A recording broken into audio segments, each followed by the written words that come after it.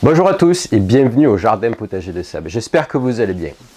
Aujourd'hui une petite vidéo, alors une petite ou une moyenne vidéo, ça va dépendre du temps que je vais mettre à filmer l'entièreté de ce potager. Donc là, ces derniers jours, j'ai réalisé pas mal de modifications au niveau de ce potager, puisque le potager est complètement rattaché maintenant. Il est, on va dire, fusionné avec mon jardin d'ornement. Donc c'est pour ça que déjà à l'origine, à la base, le nom lui avait été donné, donc le jardin potager, donc le nom de la chaîne, le jardin potager de Seb, pour une raison bien particulière. Donc voilà, il m'a fallu du temps à adapter en fait et à aménager tout ce potager, mais en fait la totalité en fait de ce jeu de mon jardin va être entre guillemets cultivée. Donc vous pourrez suivre ça tout au long de cette saison. Donc je ferai comme l'année dernière régulièrement des visites pour montrer un petit peu l'évolution. Là aujourd'hui ce que je vous propose, c'est de voir ces modifications et voilà, et d'aller balader. Et j'argumenterai au fur et à mesure pourquoi, et je vous donnerai un maximum d'informations. Allez, c'est parti, on y va.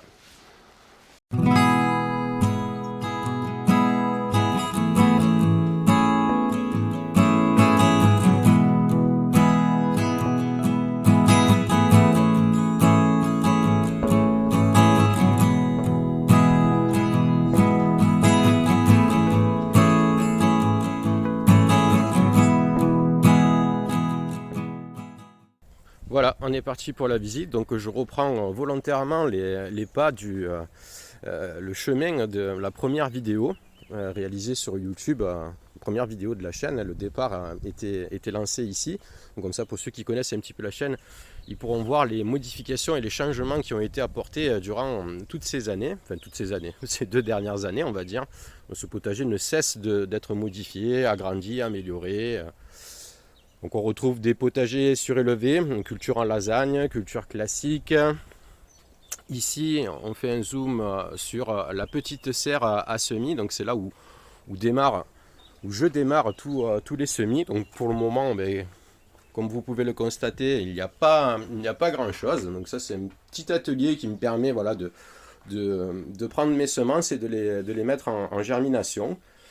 Donc pour le moment, il n'y a pas grand chose puisque tout ce qui a été semé, aubergines, poivrons et aussi quelques tomates pour la serre sont à la maison, bien au chaud.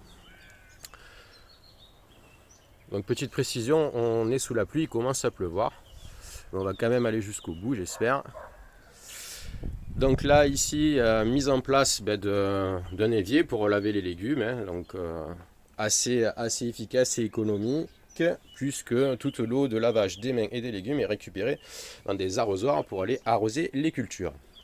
Ici, on se retrouve dans la grande serre qui sert de studio d'enregistrement des vidéos et qui sert bien entendu à la mise en place des semis pour la pousser. Voilà, donc une serre non chauffée, je tiens à le préciser. Pour ceux qui désirent des informations sur cette serre, donc j'ai déjà réalisé une vidéo sur ce sujet. Elle fait moins de 20 mètres carrés, mais elle suffit, on va dire, largement pour recevoir tout ce que j'ai besoin en fait pour pouvoir alimenter ce potager. Donc là encore quelques fraisiers qui restent à mettre en place en potager surélevé. Et après là, 2 artichauts qui ont été récupérés. Ça c'est des plantes aquatiques aussi que je vais mettre dans mes bassins. Voilà, donc table de maraîchage, là on a mis le système d'irrigation en place, donc avec un système de goutte à goutte qui va me permettre de remplir automatiquement mes bacs pendant on va dire la période estivale et la période où il fait le plus chaud dans cette serre. Voilà, pour que ce soit automatique et aussi que ce soit beaucoup plus facile au niveau de la gestion de l'irrigation des semis, puisque pas mal de semis sont réalisés ici. Donc là, la pluie commence à tomber, donc on va voir ce qu'on peut faire. Donc ici, deuxième serre tunnel. Alors celle-là, donc serre tunnel, donc les cultures ont été mises en place. Ici, on est avec un système d'Oya enterré, donc c'est guirlande d'Oya. Donc ça pareil, j'ai déjà fait une vidéo à ce sujet, si ça vous intéresse, allez la voir, c'est assez intéressant en termes d'économie d'eau, hein, puisqu'on dépasse les 50% d'économie d'eau, voire beaucoup plus. Voilà, je vous explique un petit peu tout ce qui se passe. Voilà, donc là, laitue, donc pas mal de salades ont été mis ici, une rangée d'épinards et là 2 variétés de radis, hein, du classique, du rond et du long. Donc là, en taux de germination, on est plutôt pas mal. Donc toujours pareil, expérimentation au jardin potager de Seb. Donc voilà, il y a des endroits où je laisse sans éclaircir et d'autres endroits où j'éclaircis. Voilà, je fais des comparatifs au niveau de l'éclaircissage. Ensuite, on a volontairement ici réalisé un filage de semis. J'étudie en ce moment tout ce qui peut être contraignant, comment rattraper un semis qui file, est-ce qu'il est productif derrière, est-ce que ça va donner quelque chose. Voilà, je teste pas mal de petites choses là-dessus. Voilà, ça c'est des semis, on va dire entre guillemets, pour expérimenter et pour pouvoir après, pourquoi pas, créer du contenu par rapport à ça, du contenu littéraire comme je le fais depuis 2 ans maintenant. Ou après, pourquoi pas aussi un contenu pédagogique pour vous sur YouTube. Donc c'est pas mal intéressant, puisque une des grosses problématiques des semis réalisés à la maison, c'est ces histoires de filage, donc des semis qui filent, la fonte des semis. Voilà, donc j'essaye d'expérimenter pas mal de choses pour avoir un maximum d'expérience et un maximum de retours là-dessus. Puisque les avis sont partagés, donc je vais essayer de me faire ma propre expérience là-dessus. Donc j'ai déjà pas mal d'expérience là-dessus, mais je voudrais vraiment mettre ça à plat pour savoir un petit peu plus comment ça peut évoluer. Donc là, potager surélevé, donc ça c'est une fraiserie. Donc dans cette fraiserie, il y avait du céleri qu'on a ramassé il n'y a pas longtemps, hein. Donc ça a plutôt bien marché, ce potager surélevé. Là ici une deuxième fraiserie là, qui vient d'être semée, qui vient d'être plantée, avec quelques petits fraisiers de récupération. Là ici, faire une vue d'ensemble. Là on a quelques fleurs, du romarin, des artichauts. On va aller voir de l'autre côté, puisque là ça s'est arrêté de pleuvioter. Je vous explique tous les aménagements qui ont été réalisés ici. Donc là ici j'ai mis en place des petits supports, ça c'est pour les ateliers pédagogiques avec les enfants.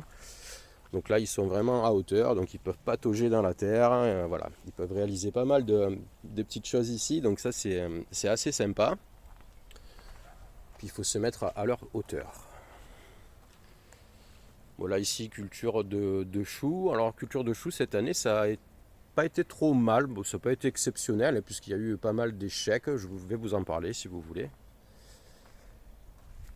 Ici de ce côté on a un côté pépinière, donc ça c'est des arbres fruitiers qui ont été donnés par l'INRA pour le collectif, pour mon association. Voilà, donc puisque ça y est, on a eu l'autorisation de la commune pour pouvoir réaliser notre premier mini jardin forêt sur la commune de Saint-Saturnin-les-Avignon. Donc là vous aurez l'occasion de suivre un petit peu tous ces événements, puisque pour l'association c'est une grande première. Voilà, donc une association qui ne cesse d'évoluer en projet, en adhérents. Donc là on est pas mal, on est sur une bonne lancée. Donc là on a du pommier, du pêcher et je crois qu'il y a des abricotiers. Voilà, donc là il nous reste à les identifier. Mais voilà, donc on va réaliser un super un peu mini, parce qu'il va être vraiment mini, mais on aura l'occasion éventuellement de le faire évoluer. Voilà pour la petite parenthèse. Ici, donc, ce bac central était dans l'ancienne serre tunnel qui se trouvait derrière moi. Là ici, pas grand chose pour le moment. Il va y avoir ici des petits pois ou des mange-tout, on ne sait pas encore. Ici, une jardinière, oui c'est une jardinière, donc un mini potager surélevé, donc je vous en parlerai un petit peu plus aussi tout à l'heure ou dans une autre vidéo, puisque ce bac a été réalisé pour la sortie de mon livre, Potager surélevé, facile et productif. Donc voilà, ça va être le sujet d'une vidéo pour vous montrer qu'il est possible de réaliser un mini potager avec ce type de fabrication. Donc concernant les choux, bon, c'est un peu brouillon, mais j'essaye de m'adapter au climat et surtout au temps que j'ai pour pouvoir réaliser les vidéos. Donc ici au niveau des choux, donc bon, le chou rab ça a été, chou rouge c'est pas trop mal. Ici on avait du chou romanesco, ça c'était impeccable. On a eu une perte dès le départ, mais ça c'est pas très grave. Il faut s'adapter, il y a toujours des pertes de toute façon. Ici, sous chinois, c'est pas facile à dire, chou chinois. Donc non, ça a été un échec total. Donc là, je les laisse monter en graines, je vais voir ce que ça donne, pareil, à titre expérimental. Bon, ici encore des choux. Là, ici, brocoli, pas flambant. Mais bon, c'est comestible. Et de là, d'ailleurs, il va falloir les récolter tout à l'heure. Donc ici, une structure faite maison, donc cette réplique, on va dire caricaturée de la Tour Eiffel, donc un monument que j'affectionne particulièrement. Donc ça c'est un projet en fait de potager surélevé, de jardinière. Donc ce bac là va être ce bac là, cette construction là, cette structure là va être modifiée. Enfin modifié. Il va y avoir un bac ici et un bac ici pour faire voilà, une tour à fraises, un potager surélevé. Donc voilà, on va essayer de lier, on va dire, design, esthétique et culture. Donc joindre l'utile et l'agréable. Voilà, donc dans le potager, je trouve que ça a un certain cachet. Puis comme je suis assez maniaque, j'aime bien aussi ce côté, on va dire, esthétique du potager. Donc avec des formes vraiment très géométriques, voilà, j'aime bien que ce soit carré. Et là vous allez voir, on est en train de faire le design de plantation, donc c'est assez sympa chaque année de renouveler en fait cette mise en place des cultures. Donc ici on voit les choux-fleurs, là ben pareil, ça c'est notre repas de ce soir. Donc ça va être assez sympa. Bon là derrière c'est dommage, j'ai les photos, on pourra peut-être les remettre à la vidéo. Donc là brocoli, on était sur du 700 grammes pièce, donc de beaux bébés et franchement excellent. Donc la petite rotation entière. Ouais, eh bien on ira au poulailler aussi, comme ça je vous montrerai un petit peu ce poulailler, puisque c'est vrai qu'on en parle de temps en temps. Mais on n'est pas forcément allé au cœur du sujet. Voilà, donc là toute cette partie du potager est toute neuve, hein, donc on va pareil cette année mettre l'accent sur les cultures un petit peu de ce côté-là. Voilà, donc ça fait quand même un beau bébé. Hein. Donc là les supports, comme je vous l'ai dit, c'est des supports qui servent aussi bien pour les aubergines, pour les tomates, pour tout ce qui est grimpant. Et l'avantage c'est qu'ils sont entre guillemets pratiquement tous standardisés. Et je peux les déplacer de planche en planche pour pouvoir effectuer d'éventuelles rotations de culture. Donc ça aussi c'est un sujet que je suis en train d'étudier de plus en plus. Voilà, donc là ici cette lignée était de ce côté l'année dernière. Donc là cette année, hop, on passe devant. Et il y aura quand même des solanacées de ce côté-là et de ce côté-là. On va voir, on va jouer avec les ombres, pardon. Donc aussi une chose pour laquelle il faut vraiment que je mette un accent, c'est qu'en fait vous vous retrouvez, ce potager en fait est dans une oliveraie. Donc on cultive vraiment, on est vraiment à proximité des arbres. Donc là c'est un petit peu éloigné, on a à peu près 1,50 m au premier bac de culture, mais vous verrez qu'on a des planches de culture qui sont carrément à moins d'1 mètre de... D'ailleurs on va y aller. Parce que vu que la vidéo est un peu brouillon, c'est pas grave. Voilà. Donc ça pareil, donc c'est à titre expérimental. Donc là voilà, on se retrouve sur une planche de culture qui est 60 cm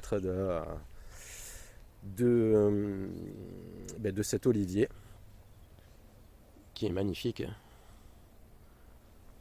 Là ici le fenouil, donc ça fait des années qu'il est en place, donc là pareil ça va faire l'objet d'un petit repas je pense d'ici cette semaine. Donc voilà pour le fenouil. Donc de ce côté là l'ancienne serre qui a été remontée ici. Donc j'ai apporté quelques modifications au niveau de sa structure. Et comme revêtement, on a positionné sur tout le dessus, on l'a recouverte d'un insect proof pour pouvoir lutter contre la prolifération ici de punaises. Donc un petit ravageur qu'on a au potager depuis quelques années là, qui ne cesse de saccager nos récoltes de solanacées. Donc voilà. Donc ici dans cette serre, on va cultiver, donc je pense qu'on va mettre en place une bâche de maraîchage, et on va essayer de cultiver directement sur cette bâche, donc en réalisant des petits trous, mais sans aucun travail du sol. Voilà, donc ça c'est une ancienne prairie, hein. C'était une partie ici du potager, là sur le long ici il y avait une grande planche de culture de ce côté-là et une toute petite ici. Mais bon voilà, on va essayer de cultiver l'entièreté de cette serre. Les façades de ouest et est, elles, sont restées en film cristal classique, puisque ça c'est en bon état, donc on n'a pas éprouvé le besoin de modifier cette partie-là. Donc de ce côté-là, après on ira voir le poulailler. Donc pareil, donc nouvelle partie du potager.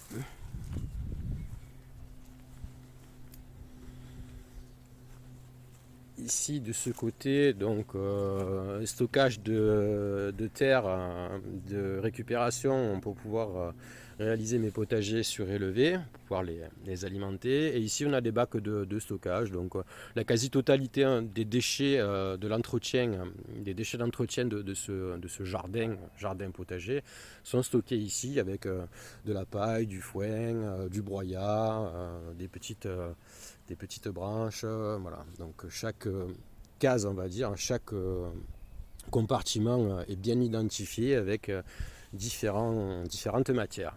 Voilà, donc ça sert de paillage, de compost, ça sert un petit peu à tout. Le terreau, je vous en parle pas pour le moment, parce qu'on vient de passer devant. Donc là, pareil, juste petite information. Donc le collectif, donc mon association et la chaîne YouTube vient voilà d'avoir un nouveau partenaire. Donc je vous présenterai ce nouveau partenaire dans une prochaine vidéo. Ça fera l'objet d'une vidéo consacrée à ce partenaire avec qui on va pouvoir travailler au niveau du collectif et au niveau de la chaîne YouTube. Donc aussi, oui, une autre précision. Au niveau de l'irrigation, donc on a du goutte à goutte sur une partie du potager, et petit à petit je suis en train d'étendre en fait l'irrigation par Oya.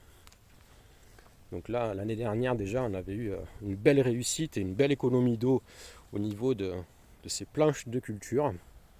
Ici, on a des Oya de 5 litres.